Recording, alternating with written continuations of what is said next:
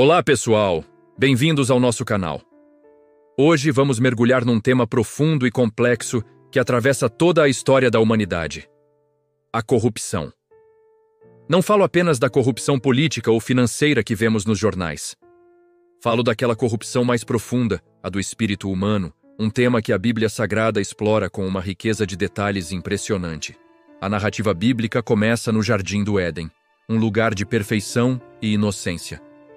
Adão e Eva viviam em harmonia com Deus. Mas então, surge a tentação, a desobediência, e com ela, a primeira semente da corrupção é plantada.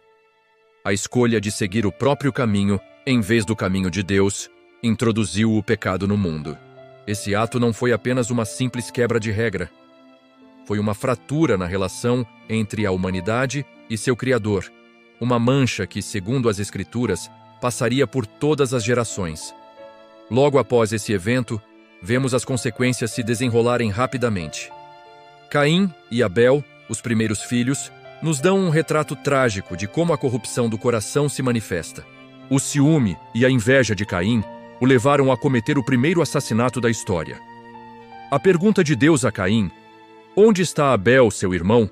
E a resposta dele: acaso sou eu o guarda do meu irmão? Ecoam até hoje. Mostram uma humanidade que já se desviava da responsabilidade e do amor ao próximo. A situação se agrava a ponto de, no livro de Gênesis, capítulo 6, encontrarmos uma das passagens mais fortes sobre o tema. O texto diz que a maldade do homem se havia multiplicado na terra e que toda a imaginação dos pensamentos de seu coração era só má continuamente. Pensem nisso. Não era apenas uma ação ou outra, mas a própria inclinação do coração humano estava corrompida. Essa corrupção generalizada levou ao dilúvio, um juízo divino, mas também um ato de recomeço, com Noé e sua família. No entanto, mesmo após o dilúvio, a natureza humana permaneceu a mesma. A história da Torre de Babel é outro exemplo poderoso. A humanidade, unida por uma só língua, decide construir uma torre que alcance os céus, não para glorificar a Deus, mas para fazer um nome para si mesma. Era um ato de orgulho, de autossuficiência e de rebelião contra a ordem divina de se espalhar e encher a terra. A consequência foi a confusão das línguas e a dispersão dos povos. Vemos aqui a corrupção se manifestando como orgulho e ambição desenfreada. A Bíblia continua a nos mostrar essa realidade através da história de Israel.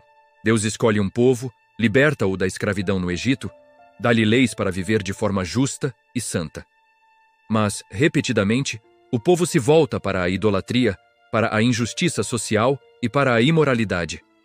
Os profetas como Isaías, Jeremias e Amós foram vozes que clamaram contra essa corrupção. Eles denunciavam a opressão dos pobres, a hipocrisia religiosa dos líderes e a adoração a deuses falsos. Suas palavras eram um chamado constante ao arrependimento, a voltar para o coração da lei, que é o amor a Deus e ao próximo. No Novo Testamento, a análise se aprofunda ainda mais. Jesus Cristo, em seus ensinamentos, aponta que a corrupção não está apenas nas ações externas, mas nasce no coração. No Evangelho de Marcos, capítulo 7, ele diz: pois é de dentro do coração dos homens que saem os maus pensamentos, as imoralidades, os roubos, os homicídios, os adultérios, as cobiças, as maldades, o engano, a devassidão, a inveja, a calúnia, a arrogância e a insensatez. Ele nos ensina que o problema é interno, uma doença da alma. O apóstolo Paulo, em suas cartas, especialmente na carta aos Romanos, faz um diagnóstico completo da condição humana. Ele afirma que todos pecaram e estão destituídos da glória de Deus. Não importa a nacionalidade, a cultura ou a época, seja judeu ou gentil, todos estão sob o domínio do pecado. Essa é a corrupção universal do gênero humano que a Bíblia descreve. Essa mensagem pode parecer pessimista, mas é exatamente o contrário. A Bíblia não apresenta esse diagnóstico sombrio para nos deixar sem esperança. Pelo contrário, ela o faz para nos mostrar a profundidade da nossa necessidade de um Salvador. O diagnóstico preciso é o primeiro passo para a cura. A corrupção do coração humano é tão profunda que nenhuma lei, filosofia ou esforço próprio pode resolver. E é aqui que a mensagem se torna incrivelmente poderosa e cheia de esperança. A Bíblia apresenta Jesus Cristo como a solução definitiva para a corrupção humana. A sua vida perfeita, seu sacrifício na cruz e sua ressurreição oferecem perdão e transformação. Ele não veio apenas para nos dar um novo conjunto de regras, mas para nos dar um novo coração. Como diz a promessa no livro de Ezequiel, darei a vocês um coração novo e porei um espírito novo em vocês. Tirarei de vocês o coração de pedra e lhes darei um coração de carne. Essa transformação não é apenas uma ideia teológica, mas uma realidade vivida por milhões de pessoas ao longo dos séculos. A história está repleta de homens e mulheres cujas vidas foram radicalmente mudadas pelo encontro com Cristo. Pessoas antes dominadas pela ganância, pelo ódio ou pela imoralidade, que se tornaram exemplos de amor, generosidade e serviço. A mensagem bíblica sobre a corrupção humana é, portanto, um convite à honestidade. É um convite para olharmos para dentro de nós mesmos, sem máscaras, e reconhecermos nossa própria fragilidade e nossa necessidade de ajuda. Mas é, acima de tudo, um convite à esperança. A esperança de que, apesar da escuridão que possamos encontrar em nós e no mundo, existe uma luz poderosa o suficiente para nos transformar e nos restaurar à imagem para a qual fomos criados.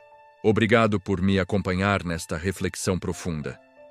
Se este conteúdo te fez pensar e você quer continuar explorando as grandes questões da vida à luz das Escrituras, não se esqueça de se inscrever no canal, deixar o seu like e compartilhar este vídeo. Até a próxima! Deus acima de todas as coisas, para cima!